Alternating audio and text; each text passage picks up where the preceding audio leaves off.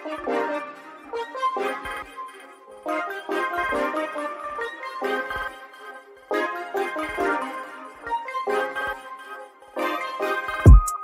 active, king of the palace, rubber like Malcolm, ball up fist in the air to the fast lane. Coffee Community Culture presents Dialogue. This is the name of the series that I'm doing in the month of March. The housing market is something that I want to focus on, that's sort of impacting the Black community. And so I'm glad to have Candace May and Joseph Johnson to joining us to talk about this topic that's very important for our community and to learn what it takes to own property and what you need to do in order to make that happen. So thank you, Candace and Joseph. So Candace, first and foremost, just tell me about yourself and how long you've been in a realtor in the industry. My name is Candace. I'm a realtor and real estate investor in Tallahassee. I have been a realtor for I've been licensed for 5 years, but I was active. I think it's been 3 or 4 years. 3 years. I think I should know that. I should know that. But I had my license for a while, and I just never, actively did it because I wanted to invest. But yeah, I help people buy and sell, and I really enjoy it. All right, and Joseph, what about you, sir? Tell me about your journey. Hey, what's going on, everyone? Whoever's watching. Yeah, my name is Joseph Johnson. I'm a mortgage loan originator here locally in Tallahassee, Florida. I do service the entire state of Florida, Georgia, and Texas. And, I accompany someone like Ms. Candace, a real estate agent, when it comes to you acquiring home ownership. I'm kind of on the finance end, so I handle the, pulling the credit, getting you pre-approved, and all that fun stuff. I've been in mortgages. I've been in finance about 7 years, but strictly mortgages. I jumped during COVID. So I'm going on 3 years now as far as that, just because, I just love what I do and helping those, purchase their first, second, third, piece of property. Especially, us minorities kind of closing that home ownership gap. So that's kind of who I am. Awesome. So my first question, and anyone can take it, why is it so important for just, I guess, people of color to own property? What it means to you to own property? Anybody can take that. Well, I guess I'll say for me, I know it's a tool to build wealth. And so it's one of the most solid tools to build wealth. If you look at history, if you look at how the economy goes up and down, it's really centered around real estate. And so, you can take a property, live in it, and gain market value. You can take a property and force value with it, into it. I mean, you can buy it low and just, buy in with value. But wealth is one of the main tools to build. Real estate, is one of the main tools to build wealth, and for me, it's really important for me to own properties and for me to help other people because you can hand them down to your children. You're pretty much handing them money. You're handing them wealth when you're buying a property, depending on how long you had it, how you bought it, they ultimately would get like a level up. And so, that's the importance for me, and as Black people, for a long time, we were not able to buy houses. To go back in history, like during the Great Depression, where they had, the housing discrimination and, they kind of redlined us to certain areas of town, subprime lending. So we're falling behind in the wealth area because we weren't historically able to buy. So it's not that we don't buy, we just weren't able to. So with knowing that, I encourage every Black person, every person really, to buy a house so that you can actually build that solid wealth. So I think I answered your question. Yeah, you did. You touched on something that's still relevant today, and that's redlining. I don't know if you want to take that, Joseph. Why are people of color still facing redlining? Yeah, it's crazy. Yeah, discrimination is major in this market. They didn't want us to win. You know what I'm saying? A lot of people that I work with, they're first generation homeowners. Their parents didn't buy, their grandparents didn't buy.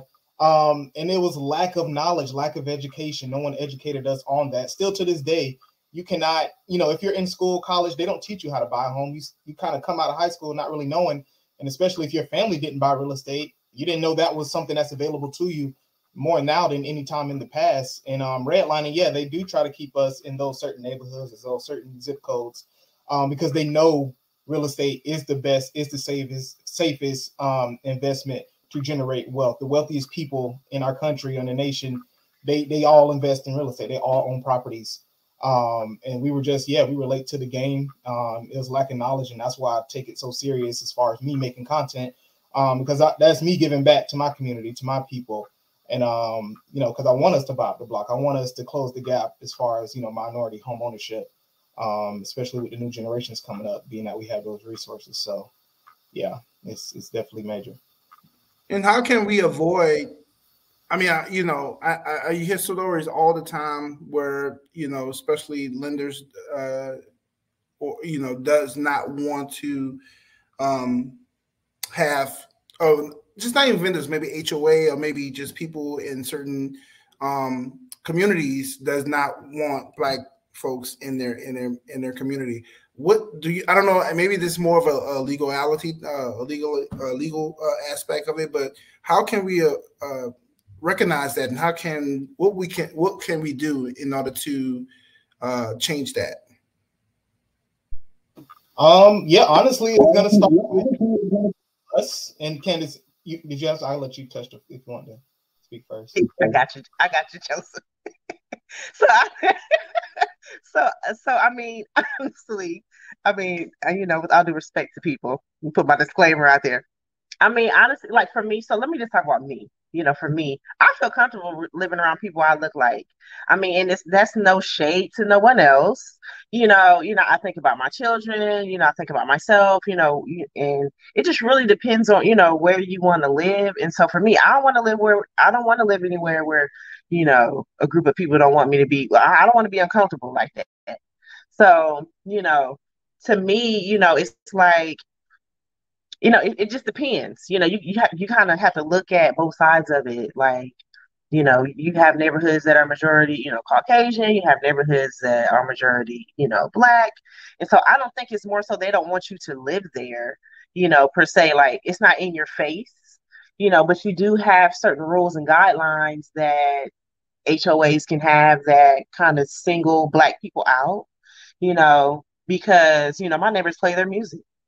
And so, you know, that's a Black neighborhood thing. You know, you can go outside, you got a soundtrack all day. You ain't even got to turn your music on.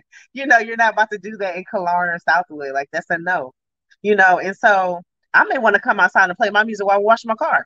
If I live there, I can't do that. You know, so for me, it's just like, you know, it's really all about the individual person. And I just don't believe in trying to force your way into a situation where you're not wanted. I'm just going to go where I'm wanted and accepted. And, you know, it's kind of hard to have, you know, I don't have conversations with my clients like that because, you know, like Joseph and I, we can't red line either. You know what I'm saying? We can't push people to a Black neighborhood because they're Black. You know, we think they're better over here and they will be more safe or comfortable. We kind of have to let them figure it out on their own. And we have to really tread lightly on the conversations that we have with our clients about things like that, because, you know, they can get offended. You know, Black people can get offended too. So, you know, it's just one of those things that we have to just sit back and just hope for the best. You know, really, that's what it is.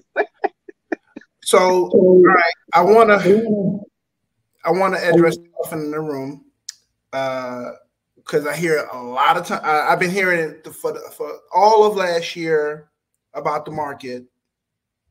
Is it safe to purchase a home now, and why? Why it is? Why should we feel comfortable, you knowing what the economy is the way it is? Why is it safe to? I was hearing it's not. You know, it's not the same time to purchase a home. So, but I heard Joseph. He's like, nope. It is safe. It's time to do it now. And so let's address that. And what are the streams that we need to do in order to get there? And a lot of people have to understand what happened during COVID probably is never going to happen again. We had rates in the 30s. that was not a good market. That wasn't healthy. That probably shouldn't have happened at all. And the chances of that coming again is very, very slim. So a lot of people saw that and was like, oh, I should have bought then, or I'm gonna wait till rates go back down again. Good luck. That's never gonna happen. You know what I'm saying? Right now we're in a good, stable, healthy market. This is kind of where rates were prior to COVID. You know what I'm saying? We were in that 4 or 5, 6 range. That was the norm. You know what I'm saying? So when I give out a quote, people are tripping. Oh, I should wait. You're going to be waiting for a long time, and some people, and Candace, you could touch on this too. A lot of people are getting advantages purchasing right now. If you can qualify, sellers are giving concessions and they're coming down on the price. They're giving you closing cost assistance. And I tell people, focus on the monthly payment. If you can afford the monthly payment, get the house. You can always refinance later. You know what I'm saying? If you get a 7% today, if rates go down, refinance. If rates go up, you're safe because you're at a 7%. So, you know what I'm saying? So that's why I tell people there is no right time to buy. It's the right time for you. If you're comfortable with the monthly payment, if you have the money to spend out of pocket, do what's best for you versus paying someone like Candace or myself all your rent. We'll happily take your rent every month. That's no problem. But, so it's never, it's a great time to buy for those advantages. And Candace, you could definitely kind of touch on that from your side. Yeah, I mean, I agree. So if you look at, because I buy houses too. So if you look at interest rates like on a 20-year time frame, even a 15-year time frame, the average interest rate is not 3%. So, people are just kind of caught up on that 3%, and that's just not real. Like, I bought my first house. I had a 750 credit score. My interest rate was not 3%. It was not. It was like 4 and 4.7 or something like that. And so, and then I always tell people, like, if you pay one principal payment, I think it's like every year for like 5 years or something like that, then I think it cut like 7 years off your loan or something, or what is it, just like 7 or 10 years or something like that. But it cuts a lot of years off your loan to where you're not even going to pay that interest rate. So there's ways for you to pay that down without having to pay that full amount. But at the end of the day, like, there's never a wrong time to buy real estate. And especially us, especially as Black people, we can't keep waiting. Like, how long are you going to wait? You're thinking something's going to change. What's going to end up happening, though, is people are going to end up getting priced out of the market. Like, I have clients who have approvals and I just can't find them a house because there's nothing there for them. And so, as far as their price range and it's nothing probably going to be there, they're going to have to compromise. Instead of wanting that 3.2, you're going to have to get that 3.1, and so the longer you wait, the more difficult it will be for you to buy, because one thing, prices aren't going down. Like, for some reason, people think home prices are going to climb. It does not do anything for the federal government, for money, for investors, for house prices to go down. That's just not realistic. If you look at the imaginary economy and the imaginary money and numbers, all that stuff is fake that somebody formulated together. It's not in no one's best interest for a $200,000 house to now be valued next year to be valued at 175. That's not going to happen. But like Joseph said, you'll get incentives where sellers will give you closing costs. I always seem to get closing costs from my clients. I had one seller pay all the closing costs, and I was like, they're not going to accept this offer. Like, I just put in an offer. It was a multifamily for $299, and we put in an offer for $250. And they accepted it. I was like, oh, shoot. Like, I'm just throwing stuff at them and they're accepting it. So, you just have to have a good realtor, a good lender, and, to give you a good strategy to buy. And that's really what you need. Yeah. Yeah. So let's talk about strategy. Let's talk about the streams that, maybe a single parent, maybe a family, just what they need to do in order to be prepared to purchase a home. What needs to be done in order for them to be qualified to purchase a home. Let's talk about those things. We can talk about credit. We can talk about income, all those things. So if you can touch on that. So before Joseph answers the question, because this is a Joseph question, it seems like realtors nowadays have to have the knowledge of lenders. Like, because People be asking me questions, and I have to give my disclaimer. I am not a mortgage loan originator, but because it's all straight lender questions. So I'm gonna let you have that. But we're gonna circle back to you because you have a role too, and that's the reason why I wanted you on here. I wanted to know? Okay, this is the lender's role, but then the realtor has a responsibility as well, and so I want to get that point. I want to stress that point as well. Okay, Joseph, floor is yours. Yeah, for sure. So yeah, as far as getting pre-qualified, just to make it real, kind of quick, it's 3 things that we focus on as soon as we get your application. I call it CIA just because it's easier to remember. So credit, income, and assets. Credit is the very first thing we're going to look at. If that credit is in there, that's a hard stop. We can't do anything until we address that. A lot of people want to know, what does my credit score have to be, to get, to start the process. I'll tell you what the guidelines state. The lowest credit score we could take is a 580. You don't want to buy a house with a 580 credit score. It's not going to benefit you. Your payment is going to be super high. Your interest rate is going to be super bad. But yes, technically you can purchase a home with a 580 credit score if you absolutely have to. I tell my people to at least shoot for a 640 or better. Rates start to come down a little bit. There's more favorable terms. And that's where it opens doors for, down payment assistance and stuff like that for being a first-time buyer. A lot of those programs require 640 or better. So boom, that's your credit piece. Income. You do have to have some source of income, whether you're self-employed business owner or whether you're a W-2 earner. We're going to see what type of income you bring in. Yes, we can count alimony, child support, Social Security, retirement. We can count those things. A lot of people do not know that. We look for a 2-year history, not to be confused with 2 years at the same job. We look for a 2-year work history, whatever that is, as long as, just to, fill in, we don't have any gaps or anything like that.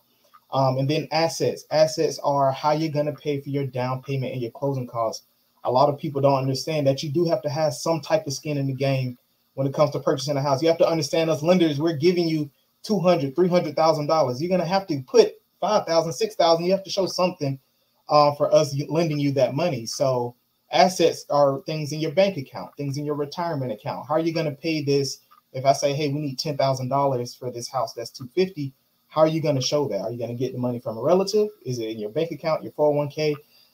So we look at that as well. Of course, we have programs that can assist with that, but just in case, not everybody gets qualified for those programs. So we do look at assets as well to see how you're going to pay for your down payment and your closing costs. So those are the top 3 things that I look at when I first get your mortgage application. Credit, income, assets. If you check those boxes, then it's worth looking into. A lot of people are scared; they don't know where to start. Even if you don't have all 3, let's say you have good credit, but you've hopped around at jobs and don't have the money, we can kind of fill in those blanks. It's like pieces to a puzzle.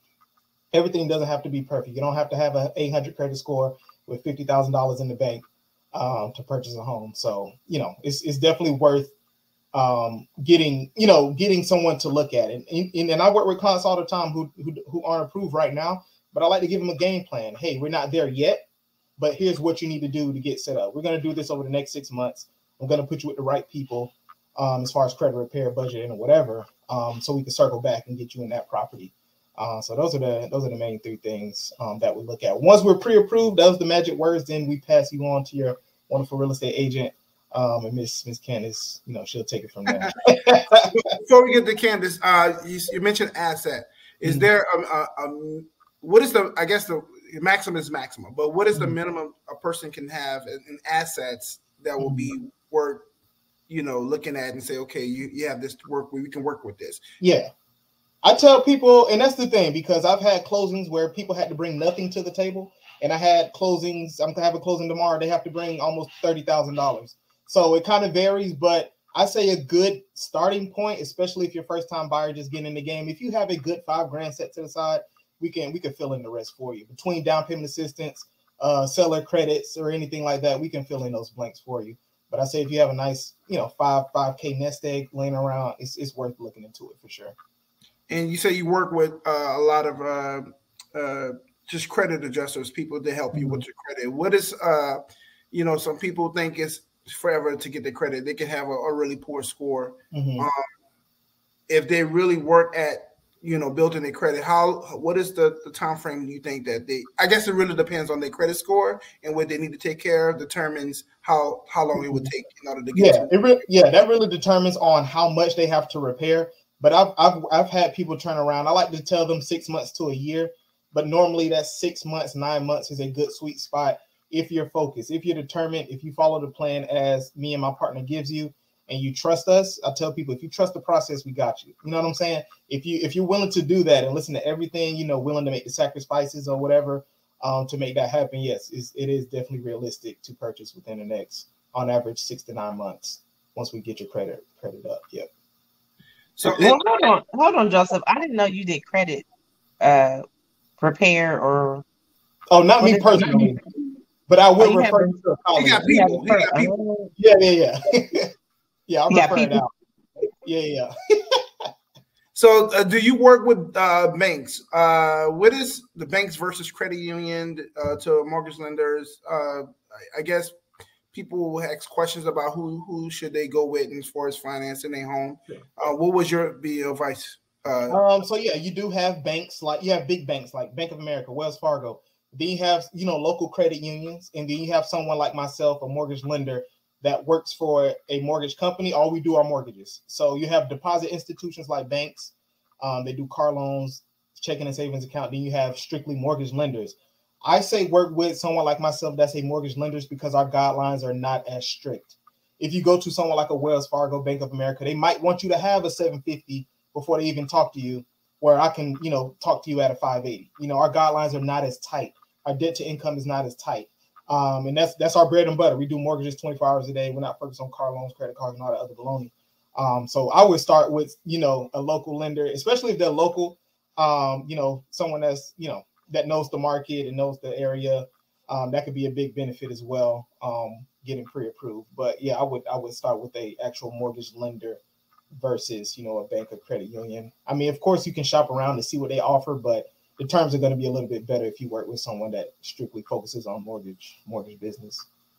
That's awesome. All right, Candace, let's transition to you and with your jobs and you taking pictures, people holding up their keys. That's that. Listen, it has to feel good as a realtor to finally get someone say, "Hey, this is the keys to your home." It has something that you have to feel good. Go ahead, take it away. What is your? It does, because I like to help people, and make people feel good. So it makes me feel good when I see people, happy that they bought a home. So absolutely. But so my role comes in after you're approved, then the lender. So what I do, I kind of dive a little deep with my clients so they understand how much you're spending on the house, how much money you need to bring, because I don't know. I don't necessarily think it's not really my role or the lender's role, but somebody has to do it. And so, that's what I do. Because I had one closing where a client didn't really understand the numbers and what they were paying. And I felt so bad because I was like, I should have never got this point with you. And you didn't know what your mortgage payment was going to be. And so that one time, and I was like, okay, so what I do is I sit down with the client, we go over your loan estimate or loan illustration. And, that way, everything that is in your loan, like your insurance, your escrows, your lender fees, how your mortgage payment is made up, how much money you're getting and how much money you need to bring to closing. And then anything that may be added to the loan estimate that's not there, like flood insurance. So I go over all of that, and I usually sit down with my client and do a face-to-face conversation, or we can do it over Zoom.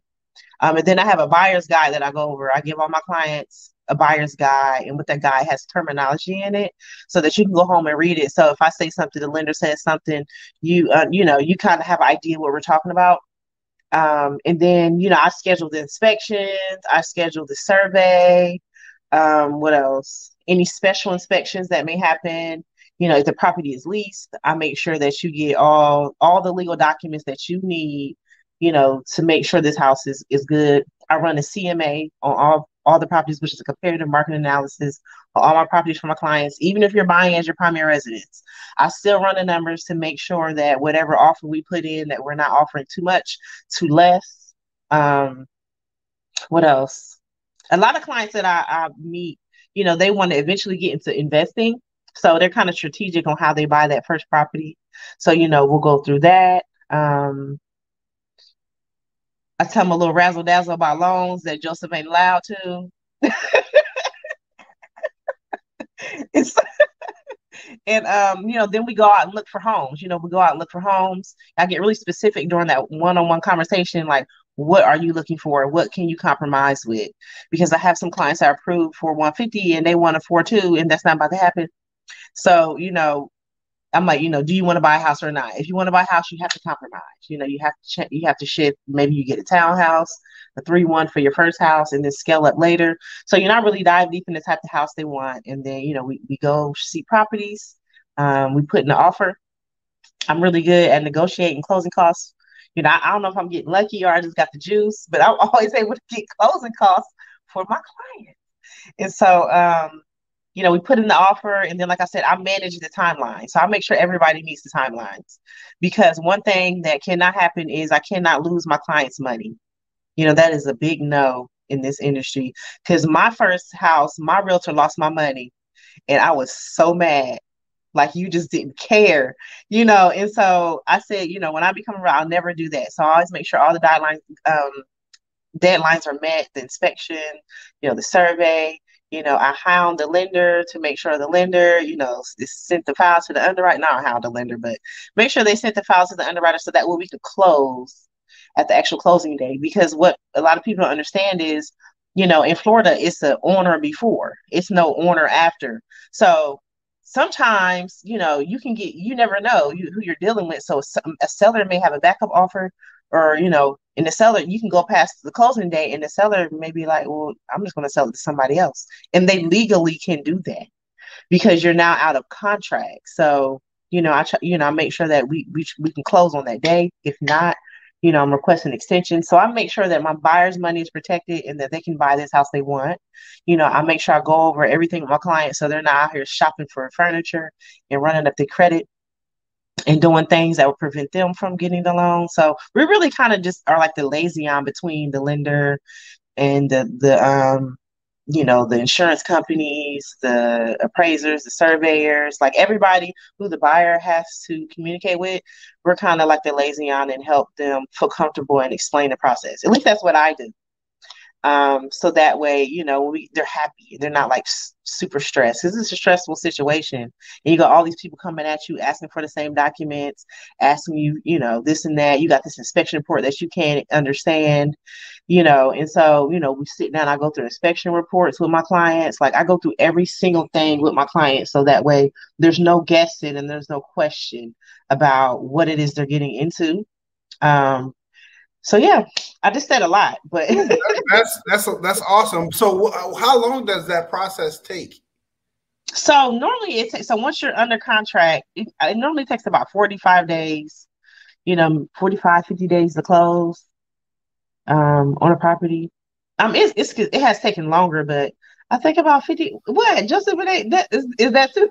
Who closed in 45 to 50 days? Do you need more time? No, I was about to say, who closing taking that long? You did a 50 days? I mean, at the max. Oh. But 30 days should be good. You should be able to close in 30 days. 30 days is the norm. If it's over that, then yeah. But yeah, 30 days is the norm. I mean, 30 days. It is some cases where anything can happen, and 45. 50, but right, because when I look at closing days, I look at what holidays are in between my closing date. Because if you close in January, second week is January, you fighting against Christmas, you fighting against New Year's Eve, like you're fighting against a lot of holidays, people on vacation. So I always consider those type of things. Yeah. So talk about the length of the mortgage. I know back in the day, like, especially my parents and my parents' parents, they've been on a 30-year mortgage loan. Mm-hmm. Is that still the norm now? Yeah, 30 years is the norm. You'll hear a lot of finance gurus say do a 15-year, but people don't understand you're cutting the time in half, so your payment is going to be double. And with salaries today, people don't qualify for a 15-year mortgage. No. Yeah, 30-year is the norm, but like Candace said, if you do those little hacks that we can't say making an extra payment a year, principal only, that's going to shave off, you still get the perks of the low payment, but you can shave off a lot of those years. Yeah. Doing those type of tricks and stuff. But yeah, 30 is the norm to get your for sure. Yeah. All right. So we're running up on almost time. I don't know if I'm missing anything. Another thing if you can, I guess, explain